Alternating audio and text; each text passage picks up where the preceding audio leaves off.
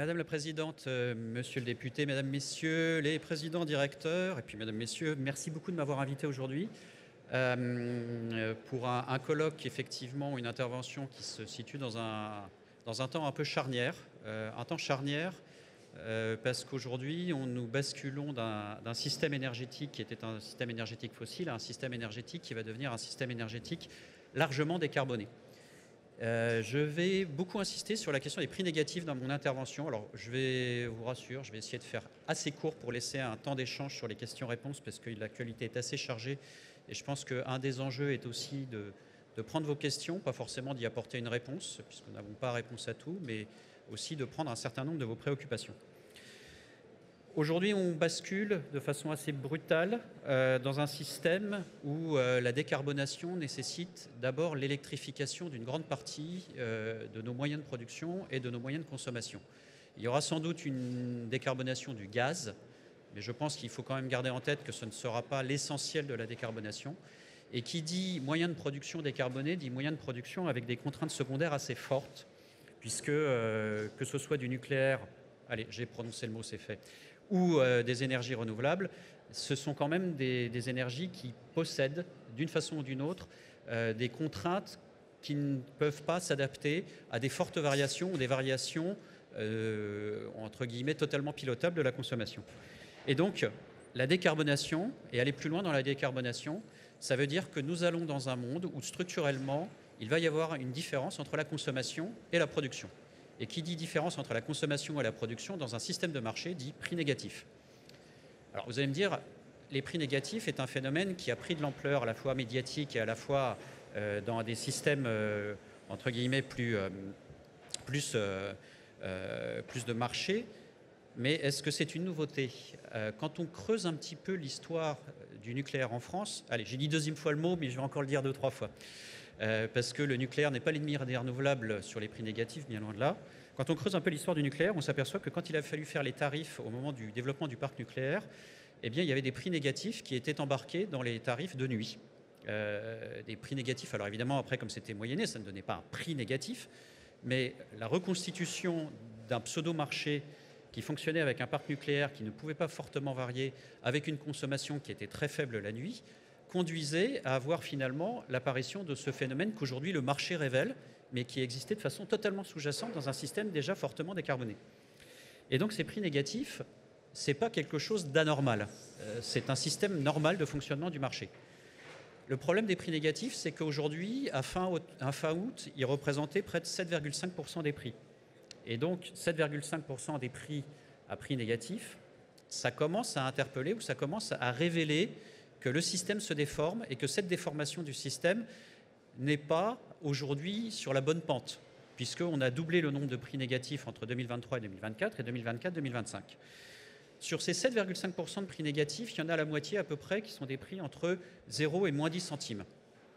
Là, je vous dirais, ce n'est pas forcément, vu de la Commission de régulation de l'énergie, un vrai problème, puisque comme on est sur un marché où l'enjeu, ou la structure de marché, c'est la tarification coût marginal du dernier moyen appelé, et qu'il y a par ailleurs des stratégies d'offres pour un certain nombre de ces installations, 0 à moins 10 centimes, ça correspond juste au prix qui est proposé par des moyens dont le coût marginal de production est nul.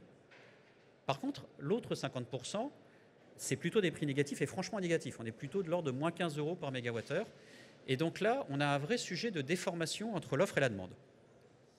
Là-dessus, c'est un sujet qui est aussi amené à monter. C'est un sujet qui est amené à monter puisque aujourd'hui, on a 90 TWh de production renouvelable soutenue, que ce soit sous complément de rémunération ou obligation d'achat. Avec les dernières hypothèses qu'on a vues dans des projets de PPE3, on devrait monter plutôt à 250 TWh en 2040, dont à peu près 200 TWh sur les compléments de rémunération, en faisant l'hypothèse qu'il y a un faible développement des PPA. Je préfère mettre un petit peu le caveat dessus. Et donc, on a quand même un sujet où cette déformation qu'on voit apparaître actuellement sur les marchés et qui est liée à la montée en puissance des énergies renouvelables ne va que s'accroître. Donc, que faire? En fait, il y a deux solutions. D'abord, on peut agir sur la production. Agir sur la production, Ça veut dire agir sur le design des compléments de rémunération ou le design des obligations d'achat. Et là-dessus, il y a déjà eu un premier train de mesures un peu technique qui a été fait, un certain nombre d'éléments de réflexion sur comment est-ce que les compléments de rémunération ou le soutien public qui est amené aux énergies renouvelables peut prendre en compte et peut permettre d'envoyer les bons signaux économiques de façon à ce que la production essaie de s'adapter à des déficits de consommation et sans rentrer dans des effets falaises comme l'a cité le président de RTE tout à l'heure, le président du directoire de RTE tout à l'heure. Mais c'est aussi un enjeu pour les capacités de production d'arriver à maîtriser ces prix négatifs, puisque la déviation entre le prix capté des ENR dans le solaire et la moyenne du baseload, c'est-à-dire la moyenne du spot dans les moments pas trop chargés, en 2023, c'était 14%. C'est-à-dire que le prix capté par le solaire était 14% inférieur au baseload. En 2024, c'est 31%. Et au premier semestre 2025, c'est 46%. Ça veut dire que fondamentalement, on a une déviation de plus en plus forte entre le prix capté par les installations renouvelables et le baseload. Et ça, c'est un problème pour tout le monde. C'est-à-dire que soit c'est couvert par la puissance publique, et dans ce cas-là, ça veut dire que ça coûte de plus en plus cher, soit dans les mécanismes actuels de complément de rémunération tels qu'ils existent, c'est un problème pour les producteurs.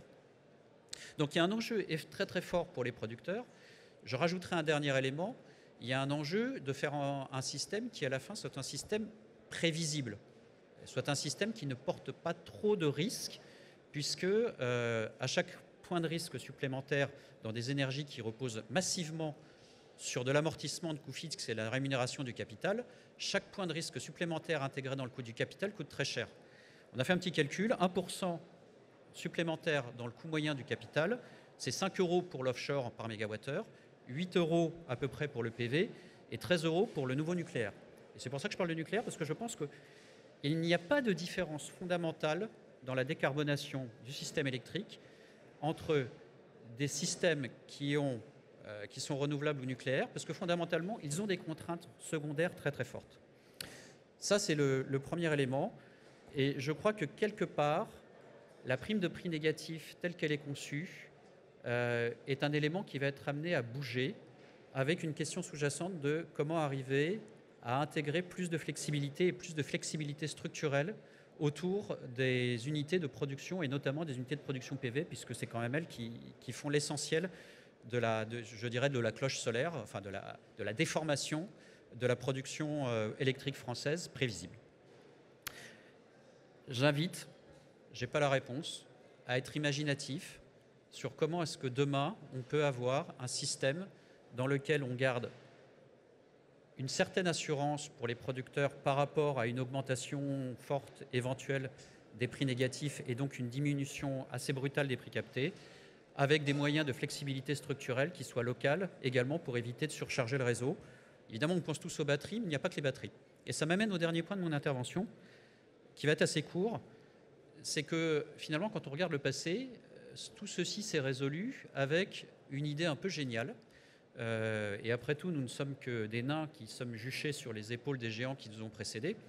Et celui qui retrouve l'auteur de cette citation gagne 3 points au prochain appel d'offres neutre.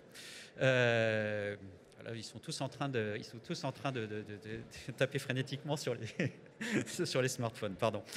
L'électrification des usages est un élément qu'on appelle tous de nos voeux, avec 2 problèmes que je mets en avant. Le premier problème, c'est que l'électrification des usages, économiquement, ça reste aujourd'hui, d'après les études, quand même pas évident, puisque c'est 30 à 70% plus cher qu'une solution non électrique. Et électrifier les usages, ce n'est pas non plus électrifier les usages n'importe quand, n'importe comment, c'est aussi électrifier les usages au bon moment. Tout à l'heure, je vous ai dit, on a une déformation de la courbe de production et donc il faut faire en sorte que la courbe de consommation rejoigne. Ce qui historiquement a été fait avec le stockage par ballon d'eau chaude était finalement d'utiliser un potentiel de stockage individuel, pas électrochimique, simplement thermique via les ballons, couplé à une automatisation des systèmes, le fameux fil pilote, qui était couplé à heure pleine, heure creuse, qui quelque part est finalement le reflet de ce qu'un marché qui peut permettre de faire des produits futurs bien structurés et qui intègrent des incertitudes prévisibles, permettait d'envoyer comme signal aux consommateurs. Et donc on a 3 ingrédients dans cette affaire-là. Premier ingrédient, un marché qui envoie des prix futurs sur des produits qui sont des produits bien designés par rapport à la déformation de la production. Est-ce que demain, on a besoin de produits futurs qui sont des produits solaires? C'est pas évident. La plupart des bourses nous disent non. On sait très bien reconstruire. On n'est pas tout à fait convaincu. Le deuxième élément là-dedans, c'est d'avoir un système automatique. C'est-à-dire que le système automatique, il s'adapte automatiquement par rapport aux signaux qui sont envoyés. Et le troisième élément, c'est que cette automaticité, ce n'est pas une automaticité du jour pour le lendemain, c'est une automaticité structurelle, récurrente. Et donc là-dessus, un des grands challenges, ce sera d'arriver à reconstruire un système qui allie prévisibilité des prix, automaticité de l'acte et caractère structurel et prévisible dans la durée, c'est-à-dire qu'on n'est pas dans le JP Tempo, on est bien toujours dans le monde heure pleine, heure creuse. Et quelque part, je ne suis pas tout à fait persuadé que le potentiel de flexibilité associé à la flexibilité de dernière minute soit le plus efficace à terme. Voilà. Eh bien, je crois que j'ai fini. Et puis, je vous propose qu'on passe sur les questions-réponses, puisque je crois qu'après, il y a une table ronde. Merci à vous pour ces messages. Alors, comme on l'a fait juste avant, je vous propose qu'il y ait des questions dans la salle. Alors, s'il n'y a pas de questions, moi, j'en ai. Surtout que l'actualité est riche. On a eu l'occasion d'en discuter un petit peu. Il y a un projet de loi de finances qui est en cours d'analyse. Alors, évidemment, on ne sait pas si ça va aller au bout. C'est bon. J'ai deux choses, moi, qui m'interpellent et sur lesquelles j'aurais voulu avoir votre avis. C'est d'une part l'évolution de l'IFER, dont on a parlé d'ailleurs ici même hier, mais effectivement, on s'en est un petit peu arrêté rapidement parce que on est en suspens. Mais ce serait intéressant, je pense, d'avoir votre avis sur cette évolution potentielle. Et puis une question qui, à mon avis, doit intéresser pas mal de monde ici, c'est l'éventuelle révision en ce qui concerne le photovoltaïque. OK. Donc ça sera intéressant d'avoir votre vision. Deux questions. Alors la question fiscale, évidemment, n'est absolument pas le domaine de la Creux. Néanmoins, je vais faire 2-3 petits commentaires sur l'IFER. L'IFER était un processus, un système de fiscalité territoriale qui devait répondre à la question de comment est-ce qu'on partageait la valeur localement, notamment avec les collectivités territoriales sur un territoire. Je ne me prononcerai pas sur l'augmentation, enfin sur la part d'IFER supplémentaire qui revient au budget de l'État, parce que finalement on sort totalement du dispositif initial. Je vais revenir au dispositif précédent. Et donc je rebondis sur votre question sans y répondre, mais en ajoutant un élément. Vous remarquerez la souplesse.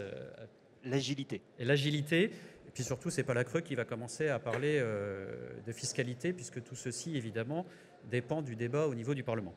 Néanmoins, une remarque sur l'IFER. L'IFER est un impôt est une fiscalité qui dépend du mégawattheure et qui revient aux collectivités territoriales. Je ne sais pas si on s'est posé la question de savoir si côté des collectivités territoriales, leur enjeu était d'avoir un abondement de leur dotation de fonctionnement ou un abondement de leur dotation d'investissement. Et de ce point de vue-là, je trouve qu'il serait intéressant pour dépasser le débat des 50 millions que l'augmentation de la part nationale de l'IFER permet de générer. Finalement, on peut se dire 50 millions répartis sur une production globale de 90 TWh. Je vous laisse faire à peu près le calcul. Ça reste quand même relativement marginal, même si ce n'est pas nul. 1 euro est 1 euro, comme le rappelait un précédent président d'un grand groupe industriel. Je trouve qu'il serait intéressant que la filière réfléchisse à comment l'IFER peut être, pour des collectivités territoriales, un outil plus adapté à leurs propres problématiques de financement. Et donc de trouver quelque part un pontage qui ne soit pas seulement un pontage réglementaire, d'autorisation, mais aussi un pontage financier, puisque le partage local de la valeur, ça reste quand même un élément sur lequel on a beaucoup réfléchi, on a beaucoup inventé, on a pris beaucoup les pieds dans le tapis, pour le dire autrement.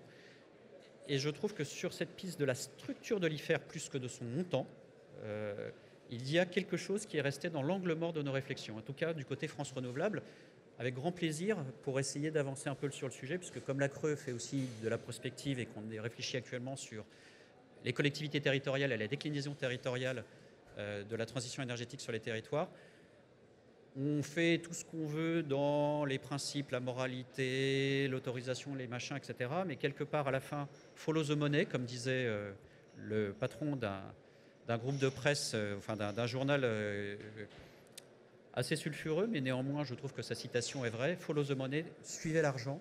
C'est un élément très très important pour essayer de savoir quelle va être finalement l'incitation réelle des acteurs locaux par rapport au déploiement des énergies renouvelables. Sur la révision des tarifs PV, alors là, parlait un grand brûlé, et je crois que dans la salle, il y a aussi des grands brûlés, puisque je reconnais un nombre de personnes avec qui nous avons eu des discussions passionnantes, enflammées et passionnées au moment de la première révision des tarifs photovoltaïques. Et j'étais pas forcément du bon côté de la table si j'avais envie de prendre un verre avec vous à l'époque, et je suis toujours du même côté de la table. Je ne suis pas persuadé que l'abandon de la révision des tarifs PV ait été une bonne chose, pour le dire brutalement. Néanmoins, leur retour pose deux questions. La première question, c'est est-ce qu'on peut aujourd'hui reprendre le stock de travail qui avait été réalisé initialement et on peut le reprendre comme s'il ne s'était rien passé pendant 2 ans. Et la deuxième chose, c'est que la révision des tarifs PV, à l'époque, comportait une clause de sauvegarde. Il y avait à peu près 400 projets qui avaient demandé la clause de sauvegarde. Ça veut dire que par rapport à un calcul très théorique de rebasage du LCOE pour les installations PV, ces installations avaient été revendues, avaient eu des problèmes. Certaines avaient connu des problèmes techniques. Pour d'autres, des grosses révisions avaient été nécessaires parce que c'était le début du photovoltaïque et que donc un certain nombre d'incertitudes techniques, économiques n'avaient pas pu être surmontées à l'époque.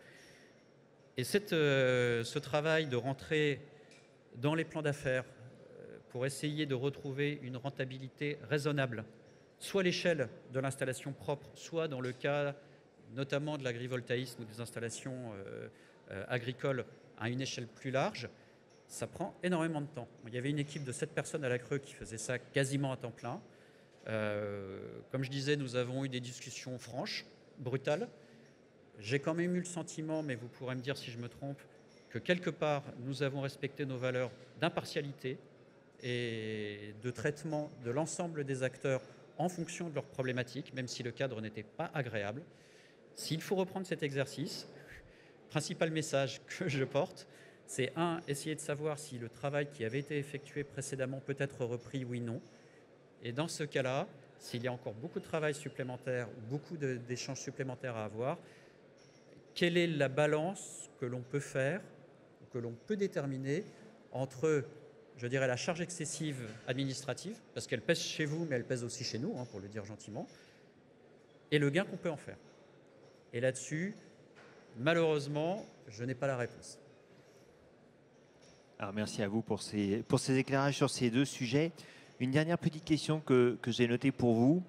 J'ai remarqué que la Creux était très présente ces derniers mois pour lutter contre les fausses informations sur le prix de l'électricité, sur les mécanismes de marché. Est-ce que c'est un rôle que la Creux désormais va assumer, effectivement, pourfendeur des fausses informations, ou est-ce que c'est un épiphénomène temporaire? Ou ponctuel plutôt La question. que temporaire? Alors, oui, on est rentré dans le débat. On a fait le fameux vrai-faux avec un certain nombre d'éléments qu'on a voulu le plus factuel possible, dans une rédaction la moins passionnelle possible. C'est-à-dire qu'on a évité d'embarquer des mots qui étaient des jugements de valeur ou qui étaient des choses qui ressortent plus de la morale. On a essayé d'être extrêmement factuel et rationnel. Est-ce que c'est le rôle d'un régulateur de le faire? On en discute au niveau européen et au niveau international avec nos homologues à la fois de l'association de l'Agence de coopération européenne des régulateurs, l'ACER, et puis j'étais hier à l'Association mondiale des régulateurs à Ankara. Très beau pays, par contre la ville, elle est très belle si on en sort rapidement. Mais on était tous face à ce problème que les régulateurs sont de plus en plus sollicités par un débat politique, avec la grosse difficulté que nous ne sommes pas politiques, nous n'avons aucune légitimité politique, donc il ne nous appartient pas de rentrer dans le débat politique sous l'angle politique. En revanche, éclairer le débat politique avec des faits, des chiffres, ce que l'on comprend du marché, parfois même les incertitudes. Il y a des choses qu'on ne comprend pas dans le marché, il y a des choses qu'on ne comprend pas forcément dans le système, d'où le fait que de temps en temps on fasse des bacs à sable, qu'on fasse des essais, par exemple le récent essai lancé par EDF permettant d'avoir des tarifs plus dynamiques sur les clients base pour tester des pointes de consommation, enfin pour tester des pointes tarifaires au moment des pointes de consommation. Tout ça est le reflet qu'aujourd'hui on passe d'un régulateur très technique qui pouvait se contenter de parler à un public très technique, et puis c'était bon, à un régulateur qui est de plus en plus souvent interpellé. Je ne crois pas que ce soit un élément qui soit uniquement lié à la conjoncture en France, puisque tous les régulateurs dans le monde ont le même problème. Et les régulateurs qui n'arrivent pas à trouver une place en tant que, je dirais, pas autorité, c'est pas vraiment le rôle d'être autoritaire. Enfin, si on renvoie à tout ce que véhicule l'autorité, c'est quelqu'un qui est supérieur aux autres. On n'est pas supérieur aux autres, on est simplement dans un rôle où on nous demande d'être impartial, on nous demande par ailleurs d'être ouvert, puisque nous rentrons dans un monde incertain en forte évolution, et on nous demande également d'être indépendant. L'indépendance ne se décrète pas, elle se prouve, et je ne regrette pas, à titre personnel, et je pense qu'aucun membre du collège ne regrette le question-réponse que nous avons mis en place, puisque quelque part, il participe des preuves de notre indépendance. Après, il faut qu'on écoute les critiques dessus, il faut qu'on le fasse évoluer. Il y a peut-être des choses sur lesquelles on n'a pas été clair, il y a peut-être des choses sur lesquelles on a des hypothèses sur lesquelles il faut être plus clair sur le fait qu'il y a des variations et il faut faire des tests de variation sur ces hypothèses. Mais en tout cas, sans regret de l'avoir fait, mais je ne sais pas quelle sera la prochaine sollicitation ou la prochaine étape dans le domaine. Merci à vous, Monsieur Faucheux, pour avoir répondu à mes quelques questions et merci à vous d'avoir été présent aujourd'hui à ce colloque national France Renouvelable. On peut remercier Monsieur le Commissaire.